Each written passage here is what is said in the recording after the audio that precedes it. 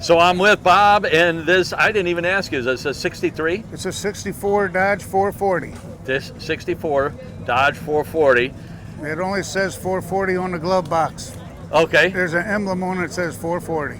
So I saw on the valve covers it says 413. That's correct. It's a 413. Okay. 1964 block. Okay. There's 727 65, 727 push button tranny. And so where does the 440 come in? Was that like a model? It was the model. They Okay. had in 64, they had a 330, a 440, and a Polara. Polara being top, Yeah. 440 being second, and 330 being the low grade. And when did the Dart come in? The Dart came in, they had a Dart come in at 62. Because I thought, They were about the same size car. Yeah. And as they got along, then they shrank them down. yeah. And you were saying before, oh wow, I love that on the top of the fender. You Yeah. were saying that you took, was it 4 vehicles? We cut up 4 different 4-door cars to patch this car up to make it. We had to put a new cowl in it. We put in new door skin. We put in the Dutchman panel, which is in the back between the trunk and the window. Okay. We put the whole back panel where the taillights are at. We had to cut that out and put that in. Yeah. New trunk floor, new floor pans in the front. Had a cut off the rear left quarter panel. We put a new quarter panel on it. And Holy cow. And I just love that it still had the 4 headlights, but boy, they really made those outboard they had ones. the super stockers that were made from the factory to race. They eliminated this light. And Okay. They just riveted this over and moved it over and Oh, really? eliminated them lights. Yeah. Boy, that motor is something else. Yeah, I would like to I have a 426 block at home. Yeah. I just ran out of money, Yeah. I know that feeling. if you know what I mean. Yes, I do. So originally, would this have come with a 413? This car came with a slant 6 in it. Slant 6, which was a bulletproof engine. Grandma's grocery getter. Yeah. My first car, it was a Chevy, but I had a 250. I raced against a guy in Indianapolis up at Indy in 06 at Mopars at Indy, and I had a 67 Cuda, and this old boy had this car pitted next to me, same car, Yeah. and I walked over there and told him I'm going to build one of them, and about 10 years later, there it is. There you go. And I fell in love with it. Yeah. Well, the lines are just wonderful, and I love the color combination. Yeah, it's hard to find this trim in that shape, believe me. Yeah. Or the Oh, wow. It is in really nice shape. And I love their wheel combination, yeah, the torque too. thrust D's. Yeah. I thought they fit the car pretty good. And you said it has a push-button transmission. It's got the 727 push-button tranny in it. Can I open the door? Sure. Is it okay? Yep. You got to push kind of hard. Yeah. Got the super stock door panels on it. I just kind of created this car the way I wanted it to be. It's not completely factory stock, Yes. but it's real close. So I see the push button, and then Correct. there's this lever. Is that That's a vent? that's the park. Oh, is it really? Correct. Now, would it be a park and an emergency brake, or? No, I took there's no emergency brake in the car anymore. Okay.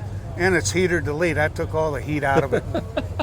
Wipers work. Yeah. It's radio delete. And beautiful headliner, too. Did you do the headliner, or have it done? I had it done. Yeah. They're Which a is bear. very hard to find someone that does those anymore. Yeah. Boy, just. The young guy up in New London, Missouri made the door panels for me. They're called super stock door Okay. panels. Yeah. Yep, up Highway 61. Yep, just about 20 miles past Bowling Green. Yeah.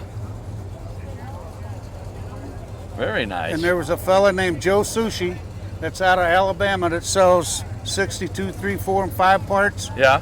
He's a lot of these parts, thanks to him, is why this car's done. Yeah. And he was very helpful. He's a very, very helpful fella. He Yeah. helped me out a lot. And then the fella who died on the side of the window there, he helped me out for a while there before he passed away.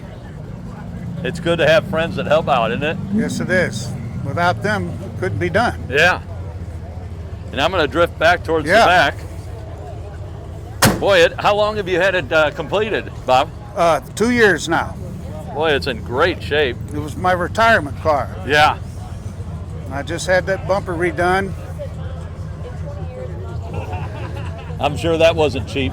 It was $1,000 for the bumper and $100 to get it there and $100 to get it back. Yeah. $1,200. $1,200. And do you have your key that you can pop your trunk? Yeah. Oh, hell, I'm sorry. I got it right here. Okay. I just like showing the trunk because Sure. they were so big back then. It's big. I got a fuel cell in it now. Okay. Everything was so rusted out back then when we put her back together that we just I put a 20-gallon fuel cell in it, and I put the battery back here. Oh, yeah, it filled up. Now, would it have been deeper, too? Yeah, it would have been a little bit deeper. It would have had a spot for the tire. Yeah. And then right here you had a filler that went in when you pulled the tags down and put the license, the gas tank, but we blocked it off. We cut the filler out of it. And that's your battery there? Yes, sir. Yeah. I didn't even notice when we were up front.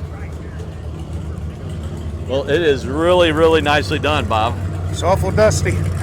I live off a gravel road. It's hard to get in and out of there. Yeah. So.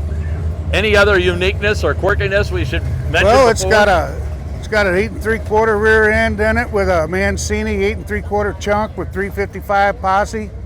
Got Mosier axles, super stock springs, everything that the old Mopars liked back in the day. Yeah.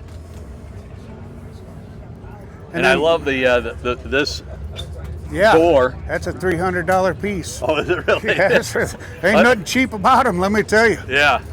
But it's worth it. I love the car. Yeah, it's beautiful. I'm never getting rid of it.